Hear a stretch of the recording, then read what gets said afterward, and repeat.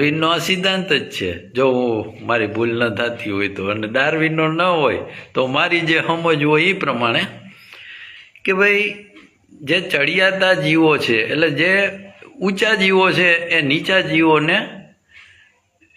ગળી જાય છે. હવે આપણે ઊંચી બુદ્ધિ માનવની અથવા તો આપણો સ્વાર્થ કહી તોય ચાલે અને ઘણું કહી તો ચાલે, આપણે આપણા માનવને જ આપણે બહુ ઓલા નથી કરવા, પણ આપણે હકીકત તો જોવી જોશે.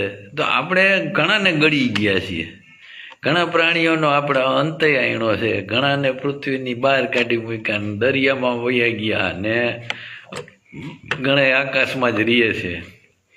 એટલે આપણે કંઈ ઓછું નથી કર્યું માનવે, કે જે બધાનો હિસ્સો ઈશ્વરે કીધું. તો હવે આપણે કંઈ કાંઈ ઈશ્વર કોણ, ઈશ્વરીય તત્વ એટલે શું, અને ઈશ્વરની હકીકત ને એની જાણ શું?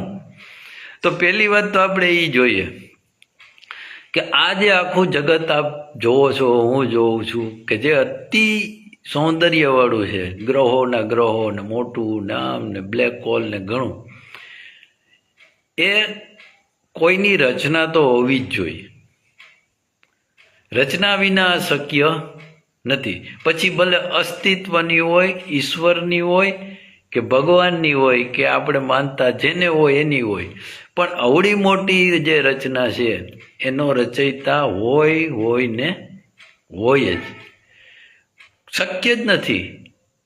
ભલે લોકો કે શૂન્યમાંથી સર્જન થયું, પણ શૂન્યમાંથી જ સર્જન થાય.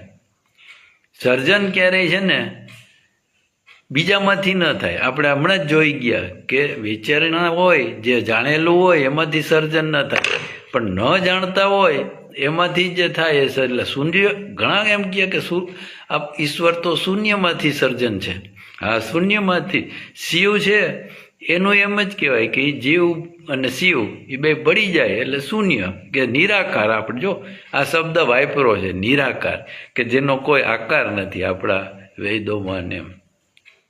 એટલે આપણે અહીં લગી આપણે પહોંચ્યા કે ભાઈ આ ઈશ્વરીય તત્વ છે એ તો છે જ.